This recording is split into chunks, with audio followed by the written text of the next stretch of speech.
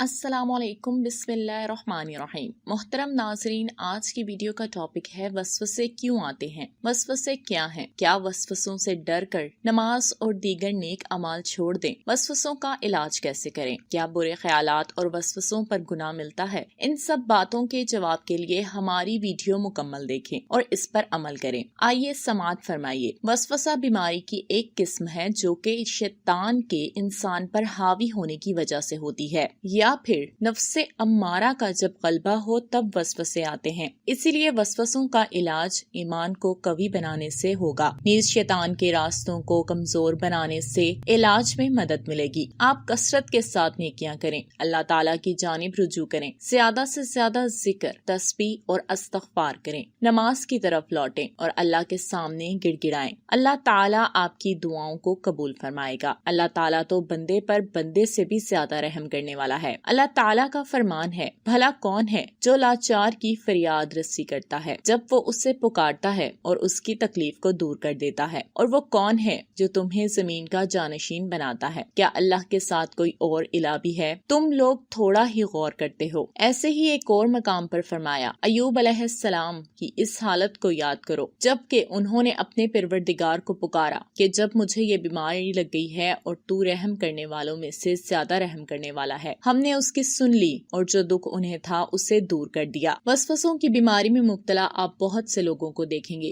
کہ وہ صبح اور شام کے اذکار میں سستی کا شکار ہوتے ہیں۔ وہ سوتے وقت، گھر سے جاتے وقت، واپس آتے وقت، کھانے پینے کے اوقات میں شرعی اذکار کا اہتمام نہیں کرتے۔ اس طرح شیطان ان پر مزید حاوی ہو جاتا ہے۔ شیطان انسان کو برے خیالات اور تصورات میں جکڑ دیتا ہے تاکہ انسان زیادہ سے زیادہ ذہنی تناؤ کا شکار ہو اور تکلیف میں رہے۔ اس کے علاج کے لیے مفید ترین ذریعہ یہ ہے کہ جب بھی وسوسے آئیں تو وسوسہ بالکل ختم ہو جانے تک اپنا ذہن کسی اور طرف متوجہ کر دیں۔ علامہ ابن حجر مکی رحمۃ اللہ علیہ سے پوچھا گیا، کیا وسوسوں کے علاج کے لیے کوئی دوا ہے؟ تو انہوں نے جواب دیا، اس کی ایک بہترین دوا ہے، وہ یہ ہے کہ آپ وسوسوں سے ذہن کو مکمل طور پر کسی اور جانب مصروف کر دیں، چاہے دل میں کچھ بھی خیالات آئیں، کیونکہ جب انسان وسوسوں کی جانب توجہ نہیں کرتا تو وسوسے کو ذہن میں قدم جمانے کا موقع نہیں ملتا، بلکہ کچھ ہی دیر میں وسوسہ ہوا ہو جاتا ہے۔ یہ بہت ہی محرب نقصہ ہے، بہت سے لوگ اس کو اپنا کر کامیاب ہوئے ہیں، لیکن اگر کوئی شخص وسوسوں کے پیچھے لگ جائے اور وسوسوں کے مطابق عمل کرنے لگے تو پھر وسوسے تسلسل کے ساتھ آنا شروع ہو جاتے ہیں اور انسان کو پاگل بنا دیتے ہیں، بلکہ پاگلوں سے بھی زیادہ برا حشر کر دیتے ہیں۔ ہم نے وسوسوں میں ملوث بہت سے لوگوں کو دیکھا ہے کہ جب وہ وسوسوں کے پیچھے لگے اور وسوسوں پر کان دھرے تو وسوسوں نے انہیں شیطان تک پہنچا دیا۔ اگر کوئی وسوسوں کی بیماری میں مبتلا ہے تو اسے یہ بات ذہن نشین کر لینی چاہیے کہ اسے ذہن میں آنے والے خیالات کی وجہ سے باس پرس کا سامنا نہیں کرنا پڑتا، چاہے خیالات کتنے ہی گندے کیوں نہ ہوں، چاہے یہ خیالات نماز میں آئیں یا عام حالت میں، بشرطیہ انسان ایسے خیالات سے نفرت کرے، ان کو ختم کرنا چاہتا ہو اور ان سے اپنا پیچھا چھڑانا چاہتا ہو۔ اس کی دلیل صحیح مسلم میں ہے کہ ابو ہریرہ رضی اللہ تعالی عنہ کہتے ہیں کہ نبی کریم صلی اللہ علیہ وسلم کے کچھ صحابہ آئے اور آپ سے پوچھا، ہمارے دلوں میں ایسے تصورات اور خیالات آتے ہیں جو ہم میں سے کوئی بھی اپنی زبان پر نہیں لا سکتا۔ تو آپ صلی اللہ علیہ وسلم نے پوچھا، کیا اسے بیان کرنے سے ناگواری ہوتی ہے جو تم نے اپنے دل میں پالی ہے؟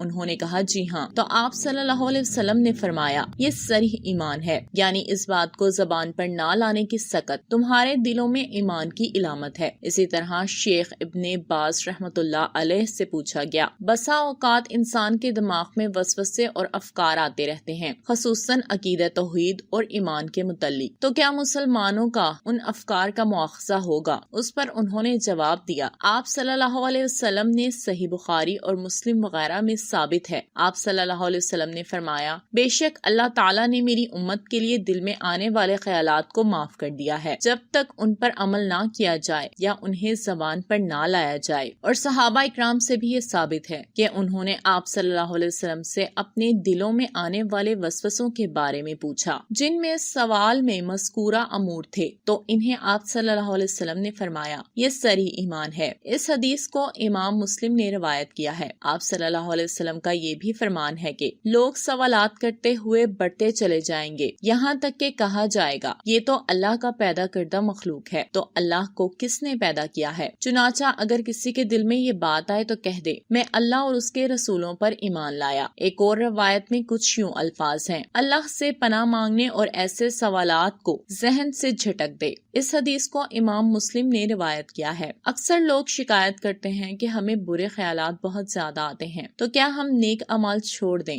یاد رکھیں، شیطان کے وسوسوں کے پیچھے لگ کر عبادت مت ترک کریں کہ ذہن میں حرام امور کے متعلق خیالات آتے ہیں تو اس کے لیے نماز ہی چھوڑ دی جائے، یہ غلط ہوگا، بلکہ آپ اپنی نماز جاری رکھیں، چاہے آپ کے ذہن میں کسی بھی قسم کا خیال آئے، آپ اپنی نماز جاری رکھیں، آپ کو دوبارہ دہرانے کی ضرورت بھی نہیں ہے، تاہم دوران نماز ایسے خیالات کو جھٹکتے رہیں، انشاءاللہ یہ خیالات خود ختم ہو جائیں گے۔ ہم اس بات کی طرف بھی توجہ دلانا چاہیں گے کہ یہ آپ کی ذمہ داری بنتی ہے کہ آپ کسی بھی ایسے کام سے باز رہیں جن کی وجہ سے ایسے خیالات پیدا ہوتے ہیں، مثلاً کہ اگر آپ حیا باختہ فلمیں دیکھتے ہیں یا تصویریں دیکھتے ہیں جو ذہن میں رچ بس جاتی ہیں اور اپنا کام دکھاتی ہیں، تو آپ ان کاموں سے باز رہیں۔ سیدنا ابو درداء رضی اللہ تعالی عنہ کہتے ہیں انسان کی دانش مندی کی علامت ہے کہ اپنی ضروریات پوری کرے تاکہ نماز میں دھیان اچھی طرح رہے اور دل بھی مکمل طور پر نماز کے لیے فارغ ہو۔ اس اثر کو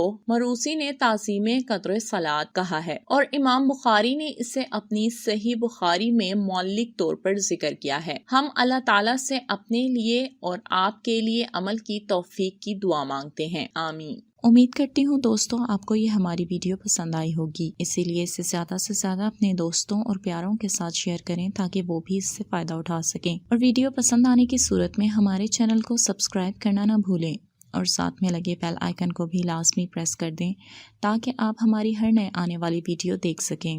شکریہ۔